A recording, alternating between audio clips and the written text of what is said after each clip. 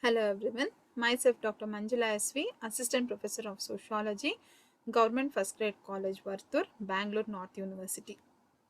Today, I am discussing the non-code paper Culture, Diversity and Society for 3rd and 5th semester students who are studying in BSc, BCA, BCom, BBA and BHM.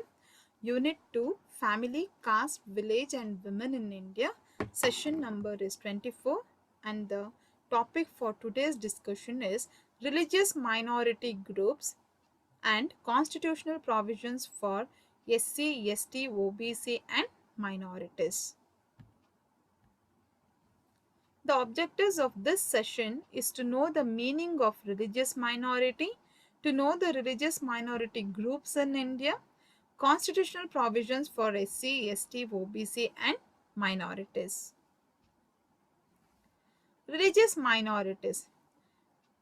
India is a pluralistic society. We find various religious communities such as Hindus, Muslims, Christianity, Buddhism, Jainism, Sikhism, Zoroastrianism or Parsis and Anglo-Indians living together in India. According to the census of 2011 in India, Hindus constitute 79.8%, Muslims 14.23%, Christians 2.3%, Sikhs 1.72%, Buddhists 0.7%, Jains 0.4%, and others 0.9%. By virtue of their numerical strength, the Hindus constitute the majority while the rest of the religious communities come under what is known as religious minorities. Here, we can understand that India, as we know that it is a pluralistic society, it is having the characteristics of unity in diversity. We can find n number of people living in India with having different diversities such as geographical diversity, cultural diversity, linguistic diversity, religious diversity.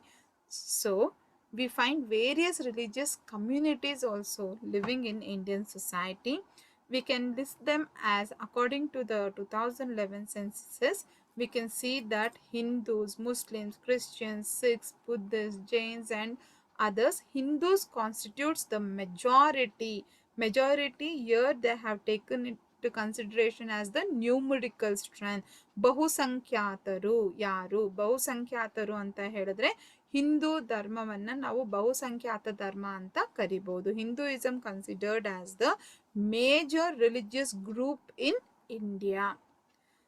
So, Hindus constitute 96.63 crores, Muslims 17.22 crore, Christians 2.78 crores, Sikhs 2.08 crore, Buddhists 0.84 crore, Jains 0.45 crores and others 0.9%. Rest of Hindus. Other than the Hindus, the other religious groups are called as religious minorities. Hindu ಧರ್ಮವನ್ನ ಹೊರತುಪಡಿಸಿ ಇತರ ಉಳಿದ ಧರ್ಮದವರನ್ನ ನಾವು ಧಾರ್ಮಿಕ ಅಲ್ಪಸಂಖ್ಯಾತರು ಅಂತ ಕರಿಬಹುದು. The National Commission of Minorities Act 1992 notifies 6 religious communities as minorities. They are Muslims, Christians, Sikhs, Buddhists and Zoroastrians and Jains. Now let us look into the meaning of minority. In general, minority refers to a group comprising less than half of the population and differing from others, especially the predominant section in race, religion, traditions and culture, language, etc. Here we can see that minority is less than half of the population and they are different from others, especially the predominant section in race, religion, traditions and culture, language, etc. Minority means a group comprising less than half of the population and differing from others, especially the predominant section in race, religion, traditions, and culture, language, etc. A special subcommittee on the protection of minority rights, appointed by the United Nations Human Rights Commission in 1946, defined the minority as those non-dominant groups of population which possesses a wish to preserve stable ethnic, religious and linguistic traditions or characteristics markedly different from those of the rest of the population. Here, as per the United Nations Human Rights Commission in 1946, minority refers to non-dominant group. These minority groups are non-dominant as their population is very less, and they wish to separate themselves in the ethnic, religious and linguistic traditions or characteristics that is different from rest of the people can be considered as minority. Religious minority groups in India. Here, in Hindus are considered as major religious group in India. Rest of Hinduism, all other religious groups are considered as minority. Firstly, we can see that Muslim is the major minority religious group in India. It constitutes a major percentage of population in India in religious minority groups. It is one of the prominent religions of India in is Islam. As per 2011 census, they constitute 14.2% of the total population in India. Islam came to India along with the Muslim invasion. The followers of Islamic religion, Muslims constitute India's largest religious minority. Islam means to submit freely to the commandments and will of the one and only God, Allah. It was founded by Prophet Muhammad. Muslims are divided into two main sects known as Sunnis and Shias. Each one of these two sects has many different schools. Muslims came to India as early as 622 AD. In the 10th and 11th century, Muslim rulers like Muhammad Ghazni and Muhammad Ghori invaded India and initiated Muslim rule. Later, Delhi Sultanates and Mughals established their administration in India. Christianity is the biggest religion of the mankind judged in terms of its followers. It is the third largest religion in India. According to the census of 2011, they constitute 2.3% of the India's total population. Christianity entered India through Saint Thomas during the 1st century AD. The followers of the doctrine of Jesus Christ are called as Christians. The Christians are the followers of Jesus Christ. His preachings were based on faith, service, love, and brotherhood. The Christians constitute two major groups known as Roman Catholics and the Protestants.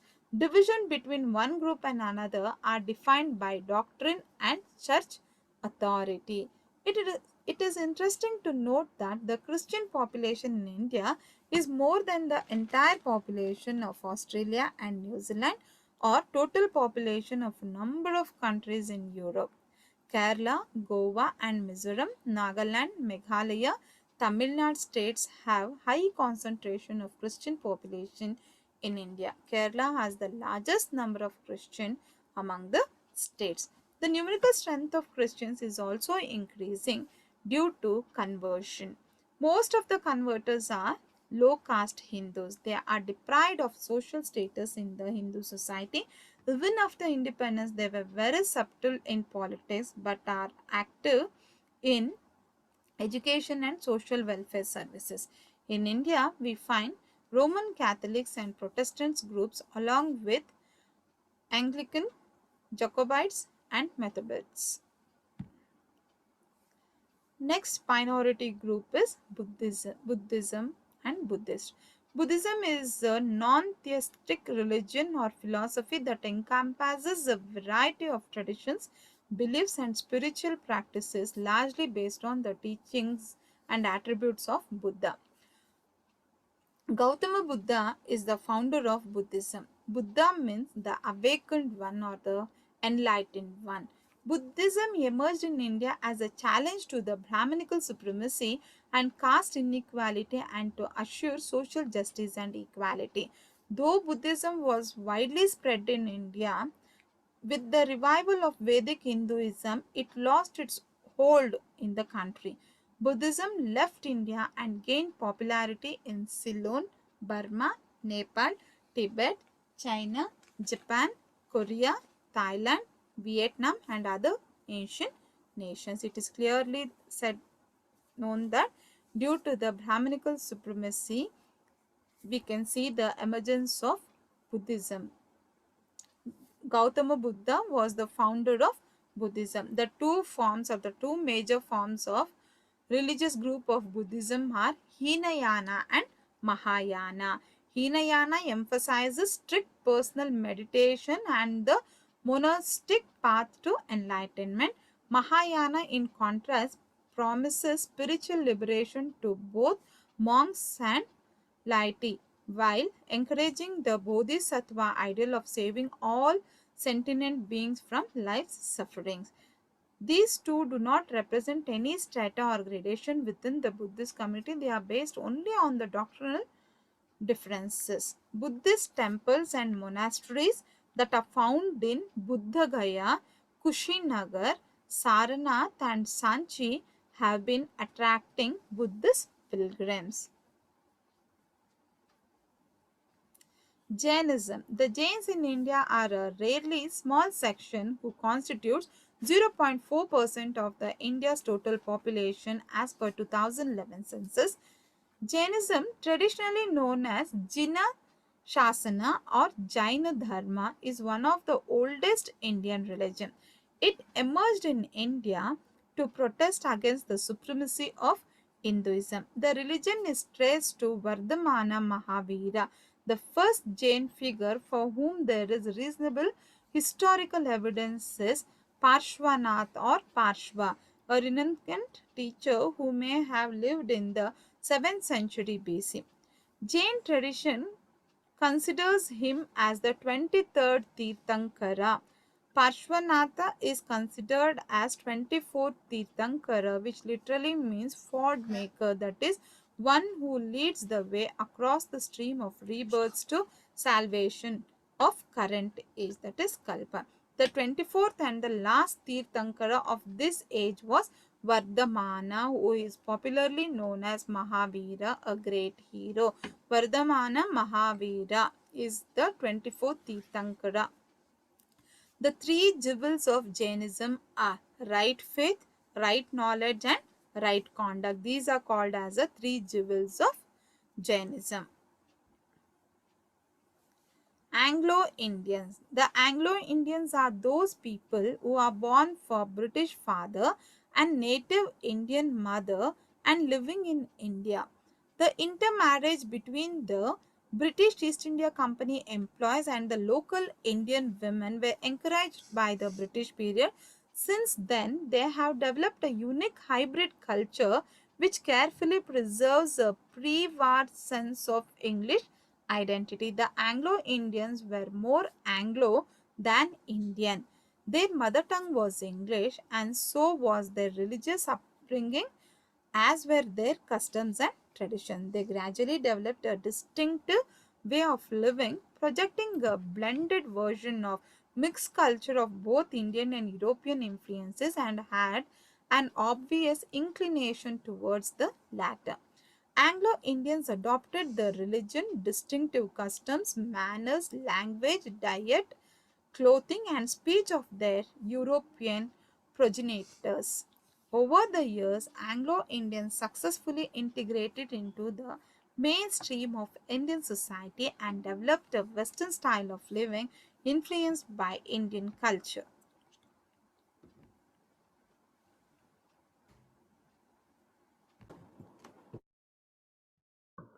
Now let us see who is an Anglo-Indian. The term Anglo-Indian was first used by Warren Hastings in the 18th century to describe all British people living in India.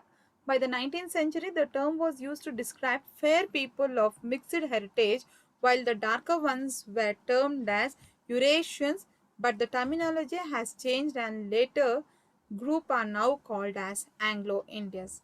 According to Article 362 of Class 2 of the Indian Constitution, an Anglo-Indian can be defined as a person whose father or any of whose other male progenitor in the male line is or was of European descent but who is domiciled within the territory of India and is or born within such territory of parents habitually resident therein and not established there for temporary purposes only. Here, the Article 365 Clause 2 defines that in the Indian Constitution, father is the progenitor who is of European descent and mother from India. The children born of those parents are known as Anglo-Indians.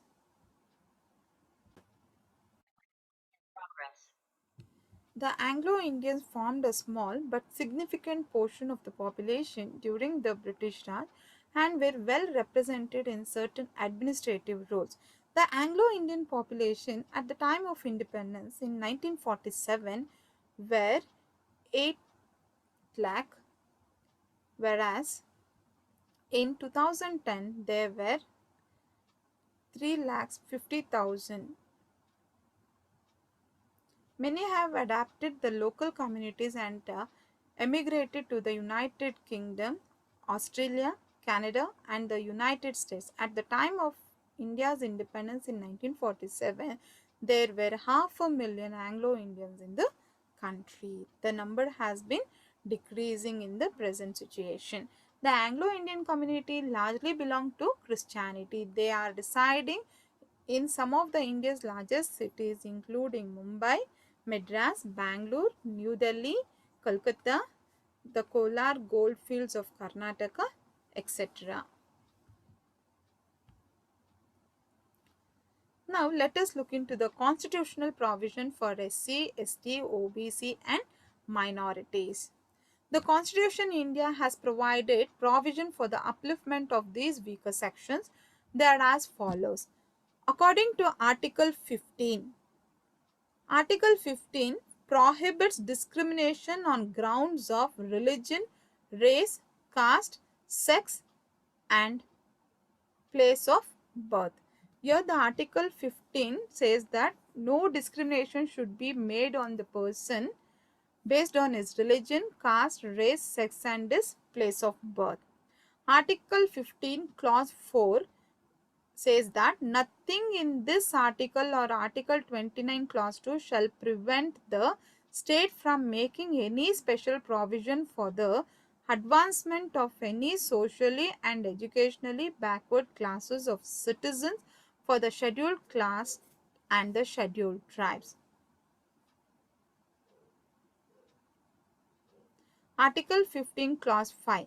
The state shall make special provision for backward classes or SCs or STs for admission in private educational institutions, aided or unaided institutions. Article 16 Clause 4. The state shall reserve vacancies in public service for any backward classes of the state that are not adequately represented in public services. Article 14 Clause 4A. The state shall implement reservation in the matters of promotion for SCs and STs. Article 16 Clause 4B. The state shall consider unfilled vacancies reserved for backward classes as a separate class of vacancies with the ceiling limit or 50% of reservation. Article 17. Abolition of untouchability. It throws light on the abolition of untouchability. No person should make the offenses by claiming that touching of a person is impure. So, Article 17 supports for the abolition of untouchability.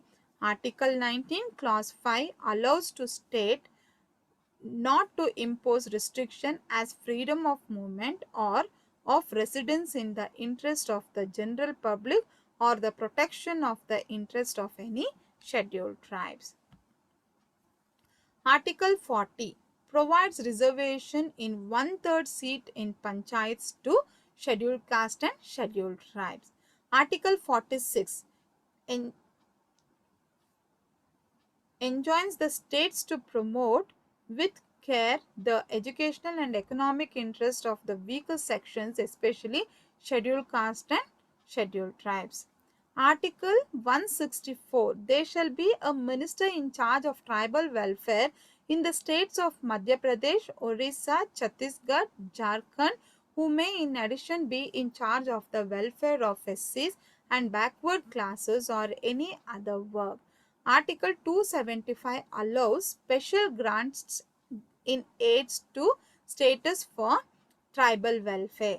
Article 330 reservation of seats for SCs and STs in the House of the People. Article 332 reservation of seats for SCs, STs in the state legislative assemblies. Article 335 claims of SCs and STs to services, post-educational institutions or promotion. Article 338 National Commission for SCs. Article 338 Clause A National Commission for STs. Article 339 Control of the Union over the administration of scheduled areas and the welfare of scheduled tribes. Article 340 make the provision of the appointment of the commission to investigate the conditions of socially and economically backward classes and table the report in the parliament. So, these are the constitutional provisions are in favor of OBCs, SCs, STs and minority groups. Thank you.